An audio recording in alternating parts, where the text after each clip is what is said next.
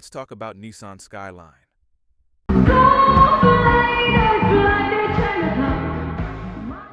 This car was such a monster. They literally named it Godzilla. The Nissan Skyline GT-R wasn't just fast, it dominated everything.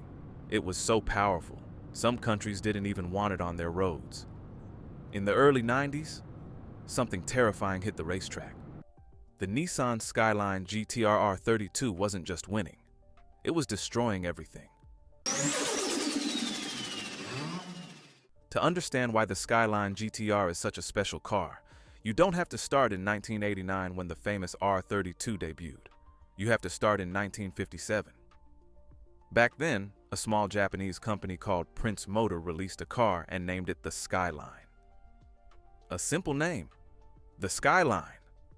But there was already something grand about that name. In 1966, Prince Motor merged with Nissan. Nissan acquired all the assets, factories, engineers, technology, and one very valuable thing, the Skyline name. The first true GT-R appeared in 1969. It was nicknamed Hakusuka, which translates to boxy. And this is where the very reputation that would follow the Skyline GT-R throughout its entire life began. The first Hakusuka GT-R won 50 races in a row, 50, without a single loss. There wasn't a single car on Japanese tracks that could compete with it. Then came the 1973 oil crisis. The Japanese government limited engine power to reduce fuel consumption. The GT-R was put on hold for nearly 16 years, but Nissan's engineers didn't forget. They bided their time. And when the time came, they returned with a car that left the entire automotive world in awe. 1989. Nissan is back, and it's back in a big way. The R32 Skyline GT-R wasn't just an update to an old model. It was a completely new car, built from the ground up with a single goal: to become the best sports car on the planet. Not in just one aspect, in every single one. On the outside, it looked rather understated compared to the flashy supercars of the time. But under the hood and beneath the bodywork lay technologies that no production car in the world possessed at the time. Literally none. When Australian journalists first tested the R32 alongside the Ferraris and Porsches of the time, they refused to publish the results because no one believed them. The Japanese car, priced at half the cost, simply destroyed them. That's when the car earned the nickname Godzilla. The Japanese monster that came and destroyed everything. The Australians came up with that nickname, and it stuck for good. But let's talk about what really made the Skyline so formidable. Let's start with the engine, RB26DETT. Remember that name if you don't already know it. 2.6 liters, 6 cylinders in a row. 2 turbochargers, hence the double T in the name. Officially, 280 horsepower. And here's where it gets interesting. At the time, there was a so-called gentleman's agreement among all manufacturers in Japan. No car was supposed to officially claim more than 280 horsepower. It was a voluntary agreement for the sake of road safety. Nissan respected this agreement, officially. Independent measurements showed that the RB26 produced between 320 and 330 horsepower straight from the factory. Nissan was simply being modest, but the true genius of the engine isn't in these numbers. The genius lies in the fact that it was built with a safety margin. The cylinder block is cast iron, heavy but nearly indestructible. The crankshaft is forged. The connecting rods are reinforced. Nissan's engineers seemed to know owners would be tuning this engine, and they built in potential for decades to come. But you know what? The Skyline's engine, for all its genius, isn't even the main attraction. The main attraction is what happens after the power leaves the engine. Most sports cars of that era were rear-wheel drive. That's the classic setup. Rear-wheel drive delivers that sharp steering response, that controlled drift that real drivers love. But it has a problem. Too much power, and the car breaks into a slide, especially on wet roads. Nissan came up with an elegant solution. A Tessa ETS, electronically controlled all-wheel drive. Under normal conditions, the Skyline runs exclusively on rear-wheel drive. You have all the control, all the precision of a classic sports car.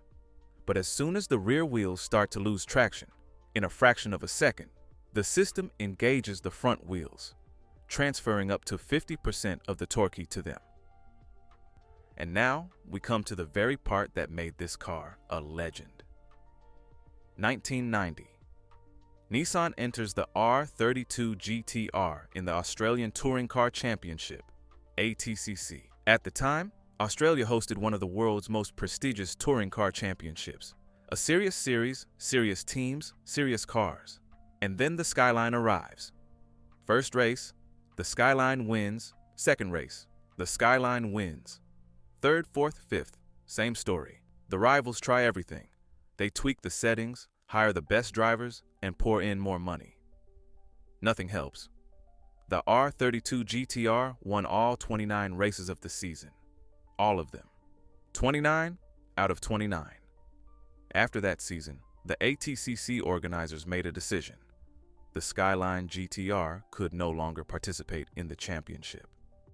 The official wording was technical non-compliance with regulations, but everyone understood the real reason.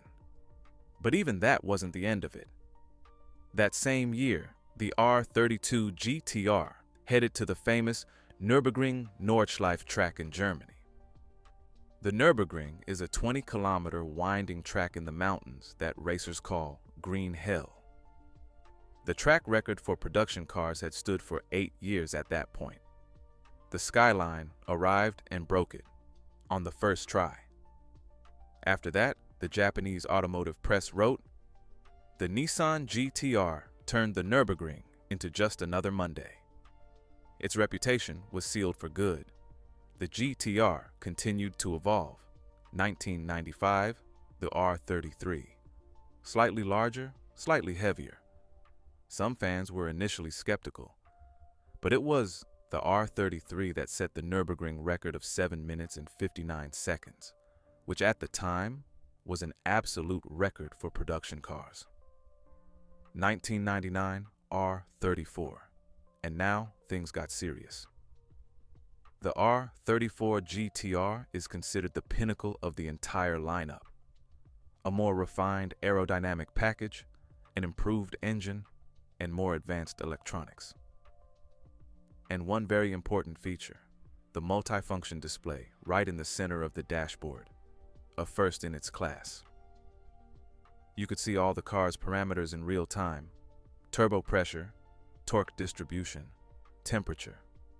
The Skyline GT-R was never officially sold in the US. US law did not allow these cars to be imported. They could not be certified under US safety standards. Americans had no choice but to either import them through the gray market with all the associated risks, or wait 25 years until the car became a classic and qualified for preferential import status. It was precisely this unattainability that fueled the cult following. Paul Walker in The Fast and the Furious, Gran Turismo, Need for Speed, an entire generation of young people fell in love with a car they could never afford to buy from a dealer. Today, a pristine R34 GT-R costs between $150,000 and $200,000. Some examples have gone under the hammer for $500,000. In 2007, Nissan unveiled the GT-R R35. This time, the name didn't include the word Skyline. It was simply the GT-R, but it had the same DNA. 485 horsepower straight from the factory, 0 to 100 kilometers per hour in 2.7 seconds. A car that one journalist called a video game that lets you drive on real roads. But why is the Skyline more than just a car? Why do people pay crazy money for a car from the 90s? Why does every guy who played Gran Turismo know that name by heart? Because in 1989, Nissan did something rare. They didn't try to make a nice car.